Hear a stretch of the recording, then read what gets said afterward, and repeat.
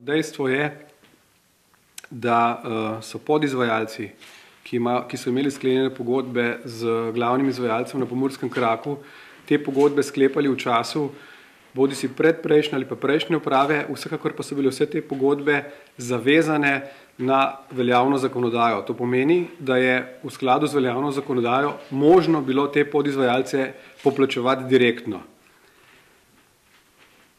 Naša ocena je, da je uprava Darsa to priložnost za neposredno poplačilo iz naslova pogodbenih vrednosti SCT zamudila, s tem, ko je de facto pred pridobljenimi vsemi uporabnimi dovoljenji sredstva v celoti nakazala SCT-ju in ne podizvajalcem, tako kot bi bilo to možno. Glede na to dejstvo, da je ta rok zamujen oziroma da je SCT ta sredstva dobil, smo mi na pobudo podizvajalcev, ki so predali vsem političnim strankam v vednost oziroma v razmislek, kaj politične stranke ocenjujemo, da je potrebno narediti, predlagali rešitev. Ta rešitev po našem mnenju taka.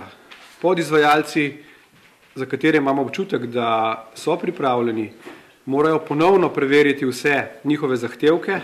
Mi ocenjujemo, da vse ti zahtevki podizvajalcev niso upravičeni, nekateri ja, nekateri ne.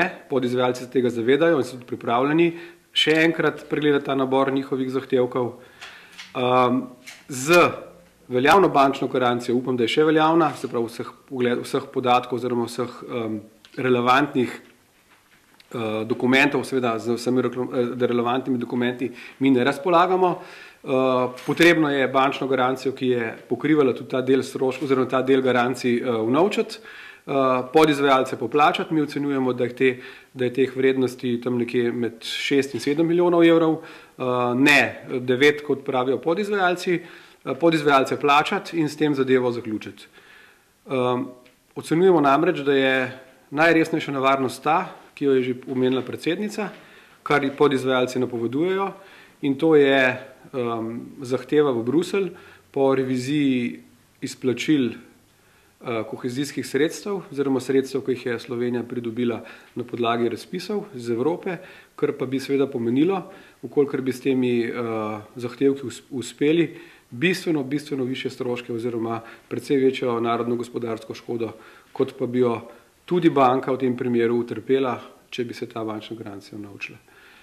Mi smo prepričani, da je ne samo uprava Darsa, ampak tudi nadzorni svet in pa seveda Agencija za upravljanje kapitalskih naložb očitno z povezavi z bankami uspešno prepričala odgovorne, da te garancije niso unovčile oziroma da se žal podizvajalci niso poplačali.